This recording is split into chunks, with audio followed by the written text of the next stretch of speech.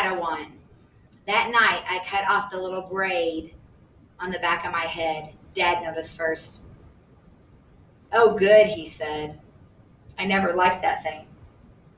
Via couldn't believe I'd cut it off. That thing took you years to grow, she said, almost like she was angry. Why did you cut it off? I don't know, I answered. Did someone make fun of it? No. Did you tell Christopher you were cutting it off? We're not even friends anymore. That's not true, she said. I can't believe you would just cut that thing off like that, she added snottily, and then practically slammed my bedroom door as she left the room. I was snuggling with Daisy on my bed when Dad came to tuck me in later. He scooched Daisy over gently and lay down next to me on the blanket. So, Augie Doggy, he said, it was really an okay day? He got that from an old cartoon about a Dawson named Augie Doggy, by the way. He had bought it for me on eBay when I was about 4, and we would watch it a lot for a while, especially in the hospital. He would call me Augie Doggy, and I would call him Dear Old Dad, like the puppy called the dad on the show. Yeah, it was totally okay, I said, nodding. You've been so quiet all night long. I guess I'm tired. It was a long day, huh? I nodded. But it really was okay? I nodded again. He didn't say anything, so after a few seconds, I said, it was better than okay, actually. That's great to hear, Augie, I said, quietly kissing my forehead. He said, quietly kissing my forehead. So it looks like it was a good call Mom made, you going to school. Yeah, but I could stop going if I wanted to, right? That was the deal. Yes, he answered. Though I guess it would depend on why you wanted to stop going, too, you know. You'd have to let us know. You'd have to talk to us and tell us how you're feeling and if anything bad was happening, okay? You promise you'd tell us? Yeah. So can I ask you something? Are you mad at Mom or something? You've been kind of huffy with her all night long. You know, Augie, I'm as much to blame for sending you to school as she is. No, she's more to blame. It was her idea. Mom knocked on the door just then and peeked her head inside my room. Just wanted to say goodnight, she said. She looked kind of shy for a second. Hi, Mama, Dad said, picking at my hand and waving at her. I heard you cut off your braid, Mom said to me, sitting down on the edge of the bed next to Daisy. It's not a big deal, I answered quickly. I didn't say it was, said Mom. Why don't you put Augie to bed tonight, Dad said to Mom, getting up. I've got some work to do anyway. Good night, my son. That was another part of Augie Doggy routine, though I wasn't in the mood to say good night, dear old Dad. I'm proud of you, said Dad. And then he got up out of the bed. Mom and Dad had always taken turns tucking me in bed. I know it was a little babyish for me to still need them to do that, but that's just how it is with us. Will you check on Via? Mom said to Dad as she lay down next to me. He stopped by the door and turned around. What's wrong with Via? Nothing, Mom said, shrugging. At least that she would tell me. But first day of high school and all that. Dad said. And then he pointed his finger at me and winked. There's always something with you kids, isn't it, he said. Never a dull moment, said Mom. Never a dull moment, Dad repeated. Good night, guys. As soon as he closed the door, Mom pulled out the book she'd been reading to me for the past couple of nights. I was relieved because I was afraid she wanted to talk. And I just didn't feel like doing that. But Mom didn't seem to want to talk either. She just flipped through the pages until she got where we had left off. We were about halfway through The Hobbit. Stop, shouted Thorn, said Mom, reading aloud. But it was too late. The excited dwarves had wasted their little arrows, and now the bows that Borin had given them were useless. They were a gloomy party that night, and the gloom gathered still deeper on them in the following days. They had crossed the enchanted stream, but beyond in the path seemed to straggle on just as before, and in the forest they could see no change. I'm not sure why, but all of a sudden I wanted to cry. Mom put the book down and wrapped her arms around me. She didn't seem surprised that I was crying. It's okay, she whispered in my ear. It'll be okay. I'm sorry, I said between sniffles. Shh, she said, wiping my tears with the back of her hand. You have nothing to be sorry about. Why do I have to be so ugly, Mommy? I whispered. No, baby, you're not. I know I am.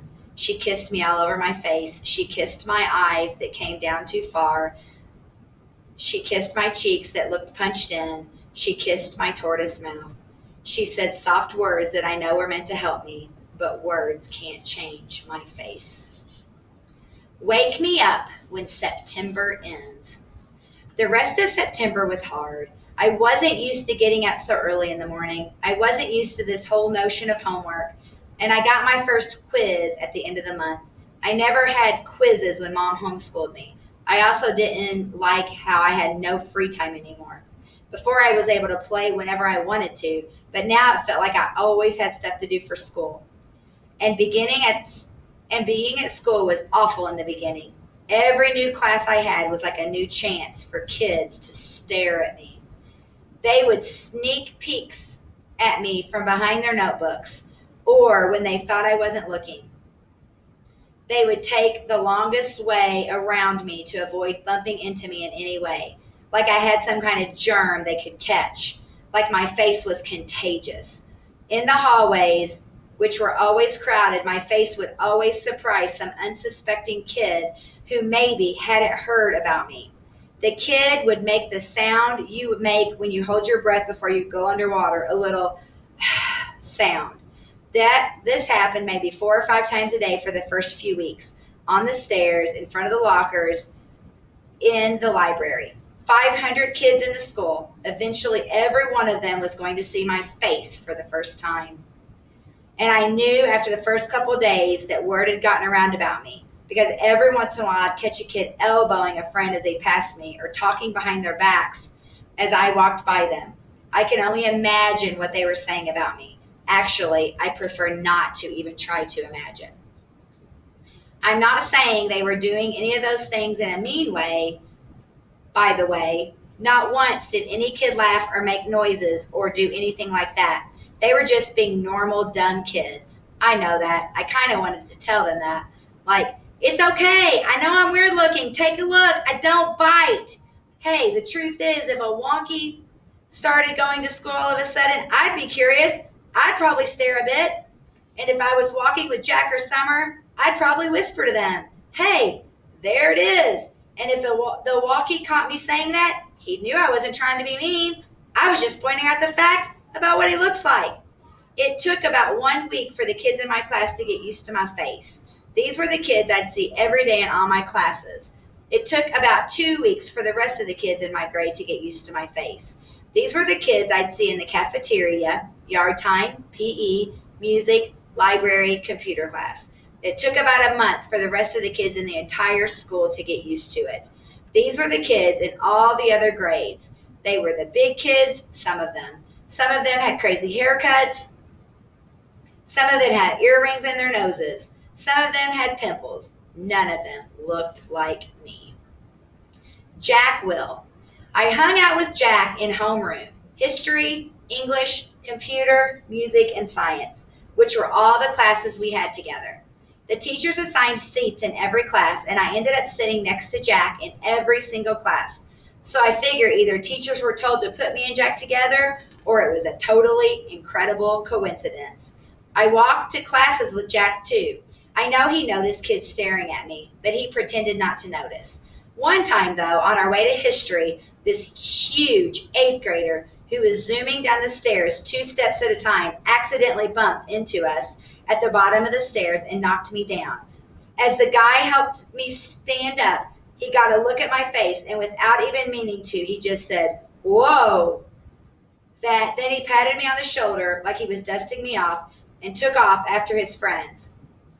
For some reason, me and Jack started cracking up. That guy made the funniest face, said Jack as we sat down at our desk. I know, right? I said. He was like, whoa. I swear I think he wet his pants. We were laughing so hard that the teacher, Mr. Roach, had to ask us to settle down. Later, after we finished reading about how ancient Sumerians built sundials, Jack whispered, do you ever want to beat those kids up? I shrugged. I guess. I don't know. I'd want to. I think you should get a secret squirt gun or something. and attach it to your eyes somehow. And every time someone stares at you, you just squirt them in the face.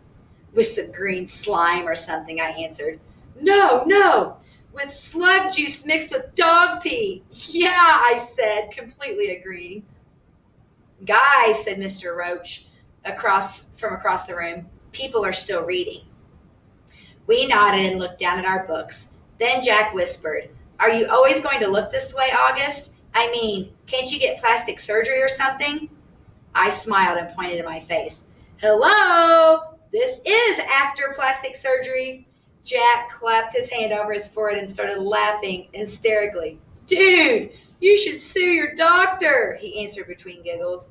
This time the two of us were laughing so much we couldn't stop, even after Mr. Roach came over and made us both switch chairs with the kids next to us.